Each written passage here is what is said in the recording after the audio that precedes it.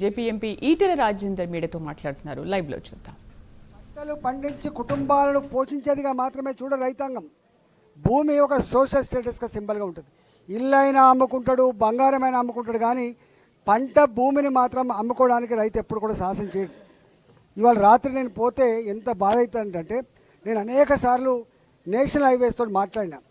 అయ్యా ఏంది అంటే, అయ్యా ల్యాండ్ అక్విజిషన్ అనేది రాష్ట్ర ప్రభుత్వం మాత్రమే మాకు అక్వైర్ చేసి ఇవ్వాలి, డబ్బులు మాత్రం కేంద్ర ప్రభుత్వమే చెల్లిస్తుంది. పక్కకున్న ఆంధ్రప్రదేశ్ రాష్ట్రంలో ఎప్పటికప్పుడు సవరించుకున్నారు. అక్కడ ఒక్కొక్క ఎకరానికి 2 కోట్లు 3 కోట్లు వస్తుంది, ఇక్కడ మాత్రం 20 లక్షలు 30 లక్షల రూపాయలు వస్తుంది. మమ్మల్ని ఏం చేయమంటారు? ఇక్కడున్న రాష్ట్ర ప్రభుత్వానికి సోయి ఉండాలి కదా, ఇక్కడున్న రాష్ట్ర ప్రభుత్వం రైతాంగం గురించి ఆలోచించాలి కదా, ఆలోచించకపోతే మేమేం చేస్తామని చెప్పి వాళ్ళు చేతులు ఎత్తేస్తున్నారు. నేను స్వయంగా పార్లమెంట్లో మాట్లాడితే వారు అన్న మాట ఏంటంటే, నేను అన్న కలెక్టర్లకి సంపూర్ణమైన అధికారం ఇవ్వండి, స్వేచ్ఛ ఇస్తే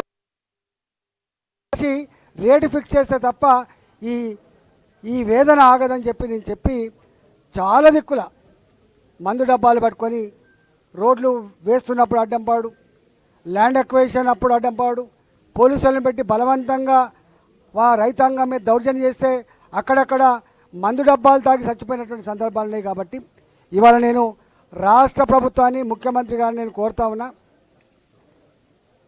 మంచిర్యాల గ్రీన్ఫీల్డ్ హైవే నాగపూర్ నుంచి వెళ్ళి మంచిర్యాల నుంచి వెళ్ళి ఖమ్మం వరకు ఏదైతే పోతుందో ఆ గ్రీన్ఫీల్డ్ హైవేలో ఇవాళ పెద్ద పెద్ద పట్టణాలు ఉన్నాయి.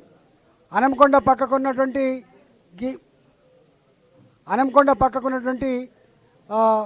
ఊరుగొండ ఉంది, అదేవిధంగా పరకాల ఉంది, చిట్యాల ఉంది.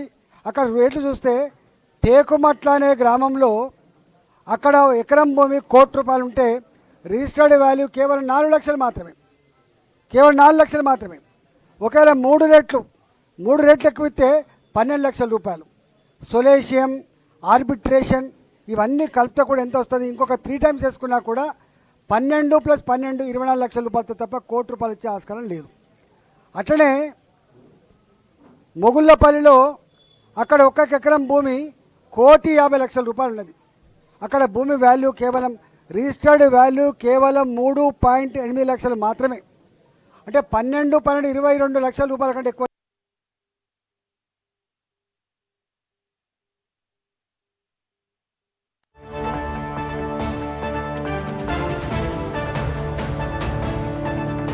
లక్షలు మాత్రమే రిజిస్టర్డ్ వాల్యూ ఉంది. అంటే అక్కడ 12.5 లక్షలు ఇంటూ 6 వేసుకున్నా కూడా 50-60 లక్షల కంటే ఎక్కువ వచ్చే ఆస్కారం లేదు. ఎల్లంపల్లిలో 2 కోట్లు ఉన్నది, రిజిస్టర్డ్ వాల్యూ 2 లక్షలు. పోచారంలో 1.5 కోటి ఉన్నది, రిజిస్టర్డ్ వాల్యూ 2 లక్షలు.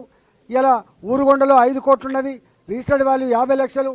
అదేవిధంగా పర్వతగిరిలో 1 కోటి రూపాయలు ఉన్నది, రిజిస్టర్డ్ వాల్యూ 2 లక్షలు. ఇట్లా సంగెం మండలం కావచ్చు, నవాబ్పేట కావచ్చు, అక్కడ ప్రాక్టికల్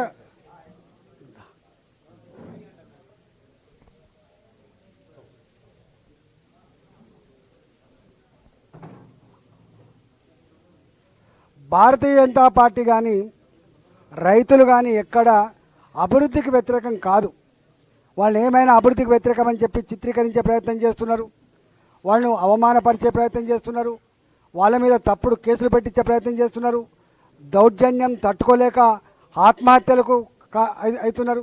నేను ఒకటే రేవంత్ రెడ్డి ప్రభుత్వానికి నేను సూటిగా ఒక హెచ్చరిక చేస్తా ఉన్నా.